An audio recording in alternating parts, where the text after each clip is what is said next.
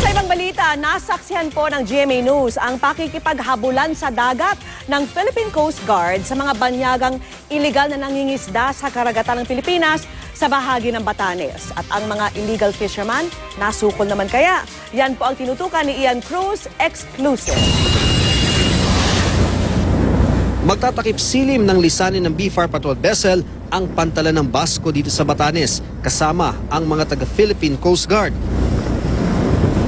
Sumama kami sa kanilang misyon para hanapin at hulihin ang mga poacher na iligal na nangingisda sa territorial waters ng bansa. Captain, maing kami baka sinasabi nila. Pasado alas 12 ng hating gabi, 3 malalakas na ilaw ang namataan malapit sa Amianan Island, ang huling isla ng Pilipinas sa norte. Ito na raw ang aming pakay ng mga iligal na nangingisda ayon sa Coast Guard at BFAR. May ilang ilaw pa nga na nagbiblink, patunay na nakababa ang fishing line ng mga dayuhan. Nang makalapit pa, makikita sa ilaw na malaking barkong pangisda pala ito. Maya-maya, nagpatay ito ng ilaw.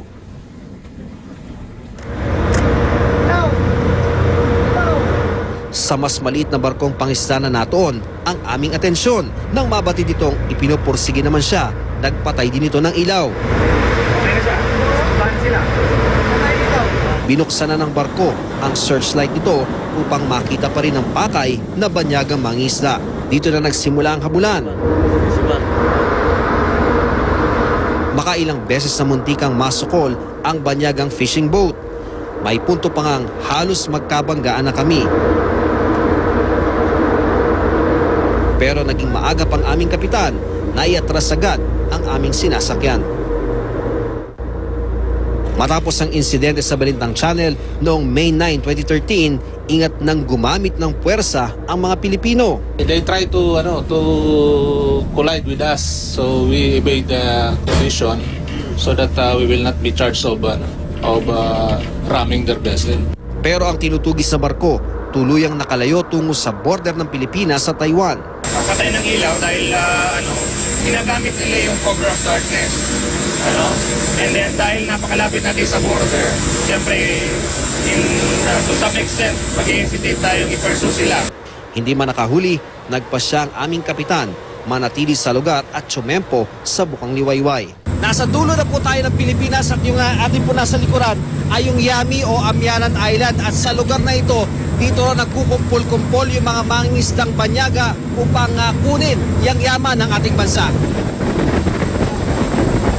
Standby, line 4. Bago mag alas 5 na madaling araw, isang fishing vessel ang ipinursige ng aming barko. Mabagal ang takbo nito, maya-maya naabutan na ito. Apparently, tulog yung ibang crew At kapitan lang saka ilang crew yung gising. Agad sumamparoon ang ilang taga BFAR at mga taga Coast Guard sa Taiwanese fishing boat na Shengfeng 12. 4 na Indonesians at 2 Taiwanese ang naroon. Git nila, hindi naman sila nangingisda dahil sa Thailand daw ang destinasyon nila. May pinakita pa silang dokumento na noong 2007 nakarehistro pa raw ang vessel nila sa Marina bilang FB Teresita. Pero ipinasya ng kapitan, sa piskalya na lang ito patunayan ng mga inaresto. Yung ano nila kanina sa loob ng territory natin is definitely enough of fishing. Makikita natin kanina, iniwan nila yung mga fishing parker na sila ng deployed doon sa area kanina. Mula rito sa Batanes, Ian Cruz, sa Katutok, 24 Oras.